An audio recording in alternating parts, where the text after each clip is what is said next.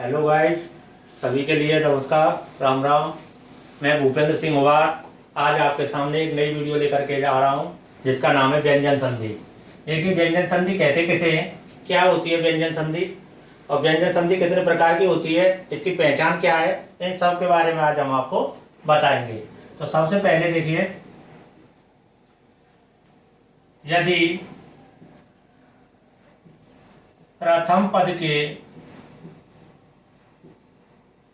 अंतिम वर्ण में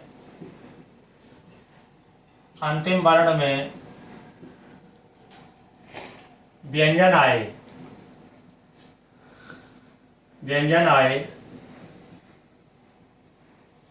और दूसरे पद के प्रारंभ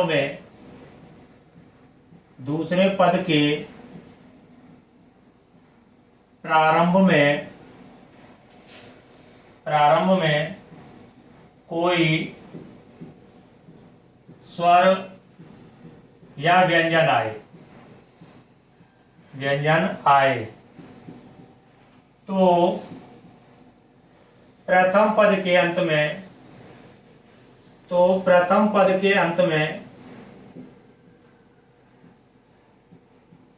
आए हुए व्यंजन का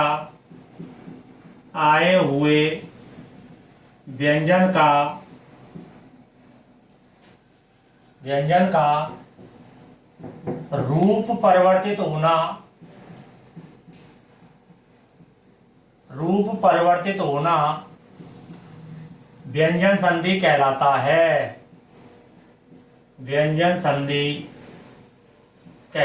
है। कहने का तात्पर्य क्या है? कहने का तात्पर्य यह है कि यदि प्रथम पद के अंतिम वर्ण में, यानी कि यदि मैं अगर कोई भी शब्द लेता हूं, पद का मतलब होता है शब्द, कोई भी शब्द लेता हूं, यहाँ पे जैसे मैंने ले दिया जगत, तो इस प्रथम पद के अंतिम वर्ण है ये ता, इस प्रथम पद के अंतिम वर्ण में व्यंजन आ रहा है और दूसरे पद के प्रारंभ में प्लस कर देंगे और दूसरे पद के प्रारंभ में कोई स्वर या व्यंजन आए, जैसे मैंने यहाँ पे लिख दिया ईस, कोई स्वर या व्यंजन आए, तो यहाँ पे ई जो है दूसरे पद के प्रारंभ में, दूसरे शब्द के प्रारंभिक वर्ण में क्या है? ई, और ई क्या है? स्वर। तो प्रथम पद के अंत में आए हुए व्यंजन का, तो प्रथम पद के अंत में जो ये व्यंजन आया है, इसके रूप में जो परिवर्तन हो जाए, उसी परिवर्तन को क्या कहते हैं? व्यंजन संधि कहते हैं। तो देखो, जगत प्लस ईस बराबर यहाँ पे हो जाएगा जगदीश। अब ऐसे यहाँ पे अगर मैं ये लिख दूं उद प्लस ज्वल, देखिए यहां पे तो प्रथम पद के अंतिम वर्ण में व्यंजन आ ही रहा है।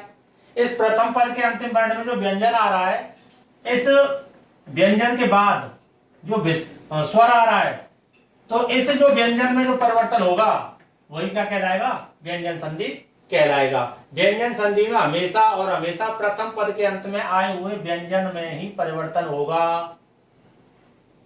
दोबारा से सुनिए, प्रथम पद के अंत में आए हुए व्यंजन का ही परिवर्तन होगा, रूप बदलेगा। दूसरे पद से कोई लेना देना नहीं है।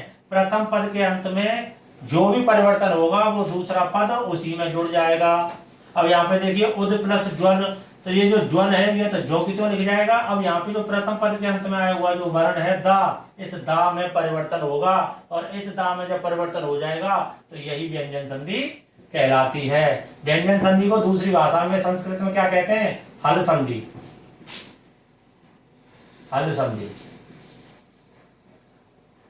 या संधि को कह देते हैं संहिता।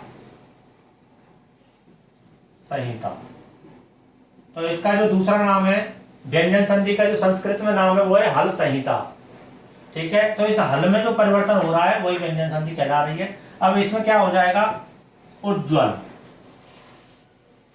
कैसे बना है उज्ज्वल? तो देखिए यहाँ पे जो दा है, अब मैंने जब वर्ण विचार कराए थे तो वहां पे का से लेकर के मां तक के जो व्यंजन थे वे 5 वर्गों में बांटे हुए थे। का वर्ग, चा वर्ग, टा वर्ग, ता वर्ग, पा वर्ग। का, चा, टा, ता, पा, इनको कु, चू, टू, तू, पू भी कहते हैं। तो वहां पर अब देखिए ये जो दा है ये ता वर्ग का है। अब ये ता वर्ग का कौन सा अक्षर है? ता, था, दा, ये तीसरे नंबर का अक्षर है।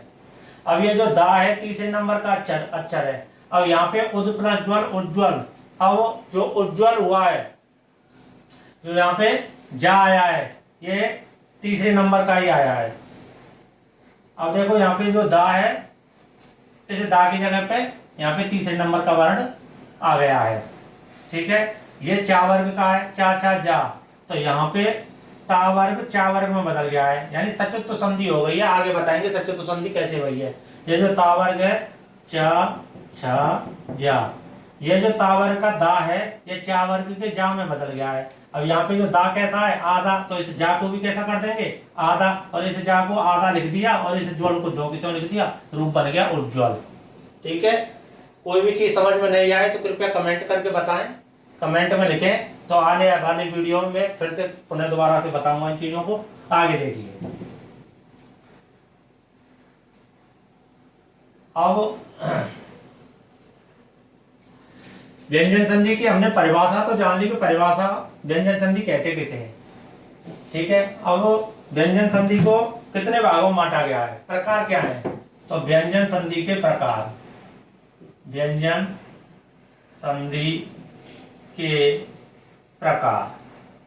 तो व्यंजन संधि के प्रकार देखिए, व्यंजन संधि को निम्नलिखित भागों में बांटा गया है। तकरीबन 12-13 संधि है इसमें। उन संधियों को देखिए। सबसे पहला है सचुत्व, सचुत्व। दूसरा सटुत्व, सटुत्व। तीसरा जसत्व, जसत्व। चौथा चत्व, चत्व। पांचवा सचुत्व, सटुत्व, जसत्व, चत्व, अनुस्वार, अनुस्वार। छठा अनुनासिक, अनुनासिक, अनुनासिक। सातवां पूर्व सवर्ण, पूर्व सवर्ण। आठवां पर सवर्ण, पर सवर्ण। नवा लत्व। दसवां छत्व। 11वां तुकागम, तुकागम। 12वीं जो संधि है वो है तुकागम, दुड़ागम, दुड़ागम। और 13वीं है डमुडागम, डमुडागम।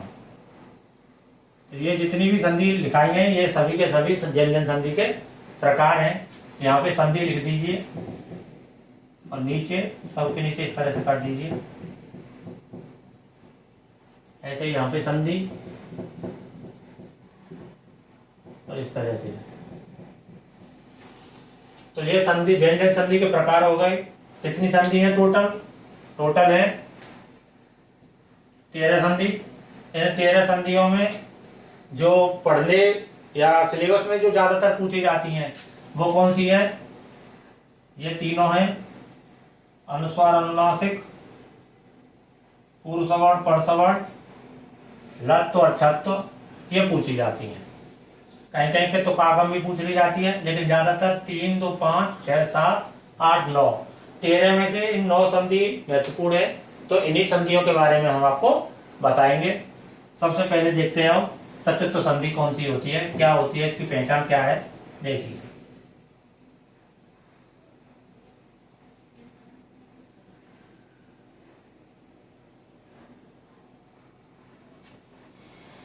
सचुत्व संधि,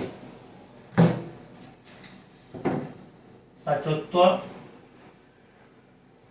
नंबर 1 सचुत्व। सचुत्व संधि का जो सूत्र है वो है स्तु, सचुना, स्तु, सचुना, सचु। स्तु, सचुना, सचो। ये इसका सूत्र है, इस सूत्र से ही संधि को जाना जाता है। इस सूत्र में क्या क्या दे रखा है आप देखिए, सा और तावर्ग के पहले या बाद में। सचो तो संधि की परिभाषा क्या होगी, सा या तावर्ग के पहले या बाद में यदि सा और चावर्ग आए, सा और तावर्ग के पहले या बाद में सा और चावर्ग आए तो सा का सा और तावर्ग का चावर्ग हो जाता है। तो क्या हो जाता है, सा का, इस सा का तो क्या हो जाएगा, ये सा हो जाएगा, और तावर्ग का क्या हो जाएगा, चावर्ग हो जाएगा। ये इस संधि की पहचान है। यानी कि परिभाषा कैसे लिखेंगे, परिभाषा कैसे लिखेंगे इसकी, यदि सा और तावर्ग के पहले या बाद में, यानी इस सा और तावर्ग के पहले भी आ सकता है या फिर बाद में भी आ सकता है। तो सा और तावर्ग के पहले या बाद में सा और चावर्ग आए, सा और चावर्ग आए तो सा का, यानी कि ये जो दंत सा है, इस सा का सा तथा तावर्ग का चावर्ग हो जाता है। तीन सा है, इन तीन सा को याद करने के लिए क्या करेंगे, देखिए एक सा तो यह है, एक सा यह है और एक सा यह है। इन तीनों सा को क्या बोला जाता है, तो इस चीज को समझ लीजिए पहले। यह तो है तालव्य, तालव्य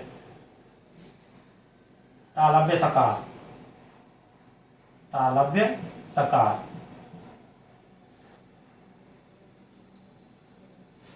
ये मूर्धन्य सकार,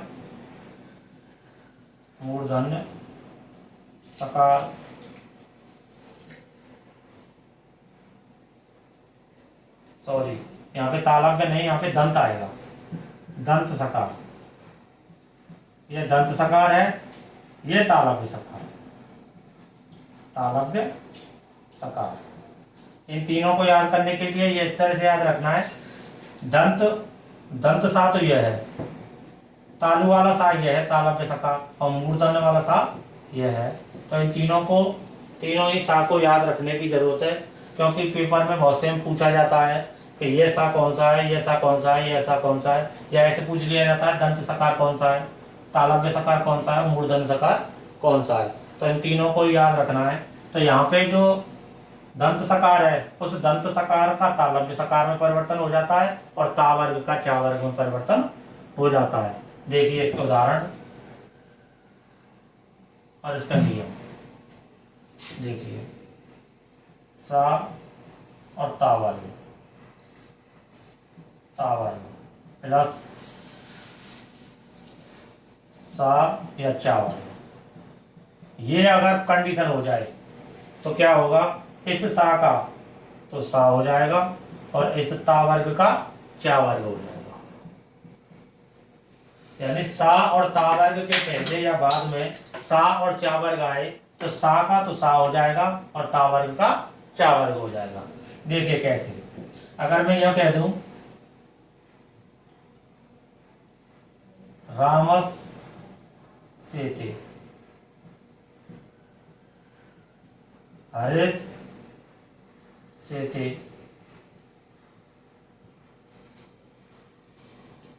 रामस सेते, हरिस सेते,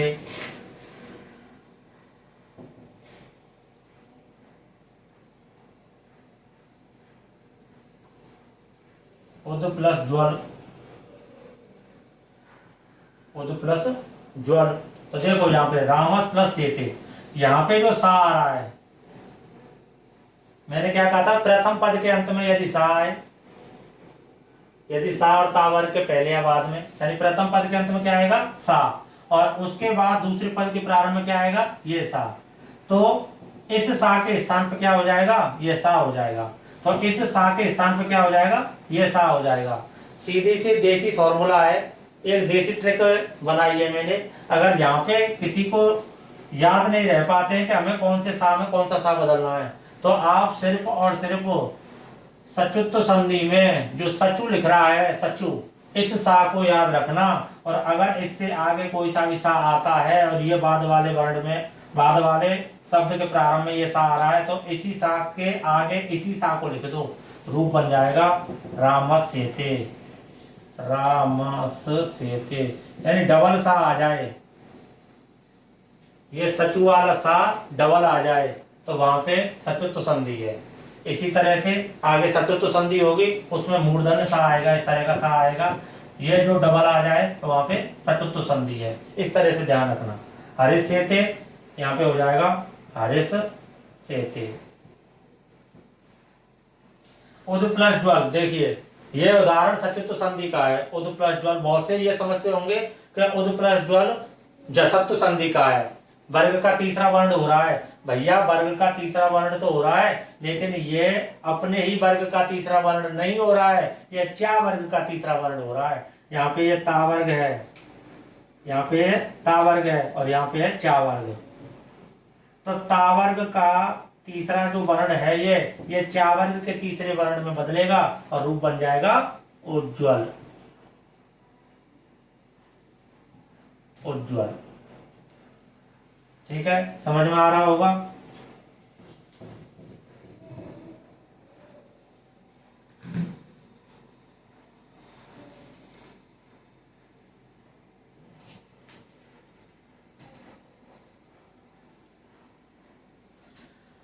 और इसके उदाहरण आगे है, उद प्लस ज्वल उज्ज्वल, हरिश प्लस सेते हरिष्येते, रामस प्लस सेते रामस्येते।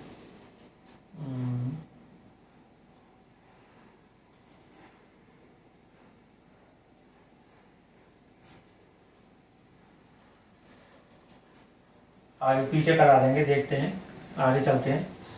अब यहाँ पे देखिए, यहाँ पे इनके कुछ अपवाद और हैं, कुछ उदाहरण इनके अपवाद हैं जो सचुत्व संधि के अपवाद माने जाते हैं, ऐसे कह सकते हैं। वो 2-3 उदाहरण हैं, उनको और समझ लीजिए। देखिए, अगर यहाँ पे मैंने ये लिख दिया है रस प्लस ना,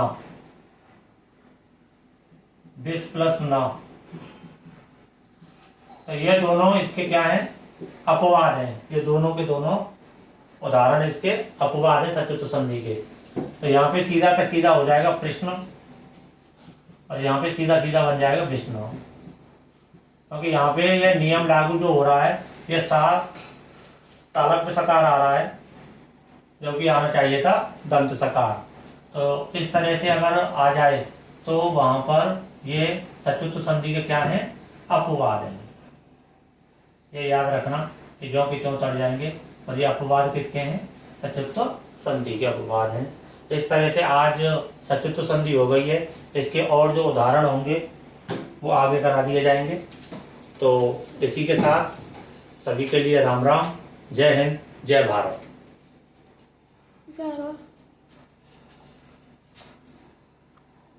वीडियो बनी है।